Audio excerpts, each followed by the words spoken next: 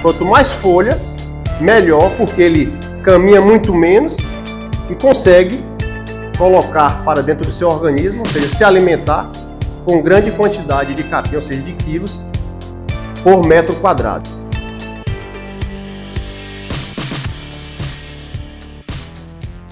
Nesta imagem descrita no vídeo aí, a gente observa um fenômeno, né, um princípio que a gente chama, o animal está fazendo em sua estação alimentar.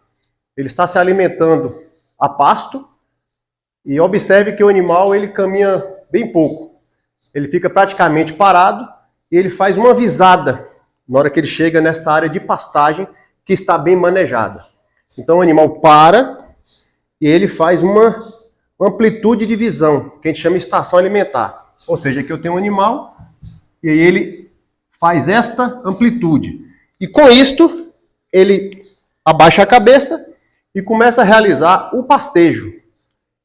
Ele faz um pastejo muito rápido. Ele, na verdade, com o uso da língua e a pressão pelo palato, ele corta a forragem, como vocês estão vendo no vídeo, e coloca para dentro do seu órgão, ou seja, o rumen, vai descer para o rumen este capim, na verdade, praticamente com partículas deste tamanho. Então o pastejo é muito rápido, ele ao chegar, como se fosse uma touceira de capim nesse patamar aqui, ele vai fazer o pastejo das pontas, ou seja, o animal ele tem a preferência e gosta só de folhas.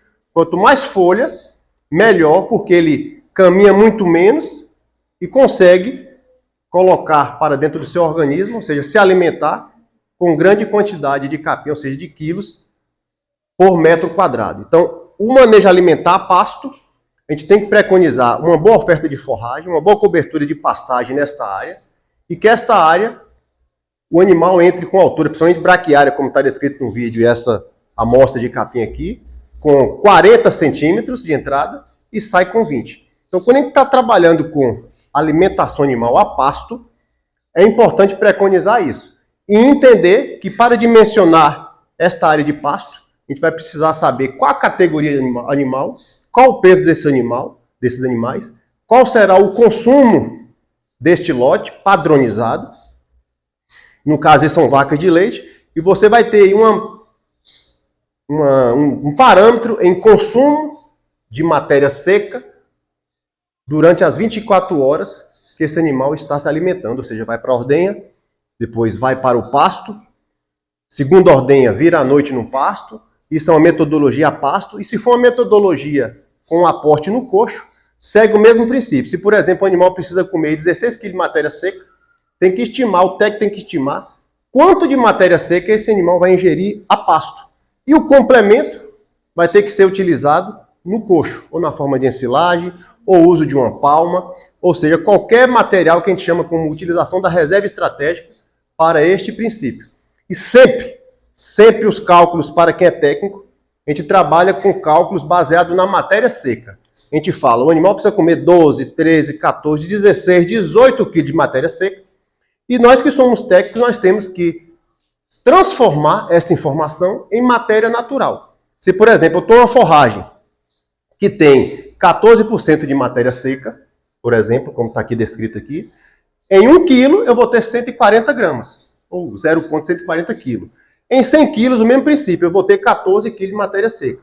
Então, se o animal tem uma demanda de X kg de matéria seca, a gente tem que saber fazer essa conversão para passar para o vaqueiro, para fazer dimensionamento de piquete, manejo a pasto, conforme o consumo em matéria seca. E a matéria natural, a gente sempre passa as orientações para os trabalhadores, para os vaqueiros, que não adianta a gente passar a informação, ó, vaqueiro, essa vaca precisa comer aí 14 kg de matéria seca. Isso é uma informação técnica. A gente precisa passar para ele assim, ela precisa comer tantos quilos de capim a pasto, ela vai precisar comer tantos quilos de palma, tantos quilos de silagem ao longo das 24 horas, em 2 ou 3 tratos, se for um aporte no coxo.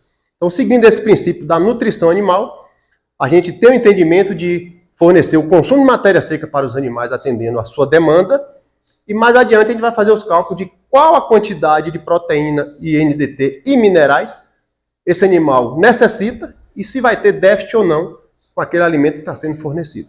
Então, esse é o princípio básico para o entendimento da matéria seca. Então, para a gente fazer isso a campo, ou mesmo numa fazenda, ou no laboratório, a gente tem diversas metodologias para determinar a matéria seca. E uma delas é essa que a gente vai fazer aqui daqui a pouco, que é com o uso do micro-ondas para determinar a matéria seca desta forragem. Então a gente agora não vai ficar no eu acho. Eu acho que essa vaca come tanto, não. A gente vai abrir a tabela do NRC, observar quanto ela precisa comer de matéria seca, e aí nós vamos com essa forragem, por exemplo, a gente trouxe a amostra, ver quanto ela tem de matéria seca e quanto seria esse consumo no pasto desta matéria seca, desse alimento em volume natural, ao longo do tempo de pastejo.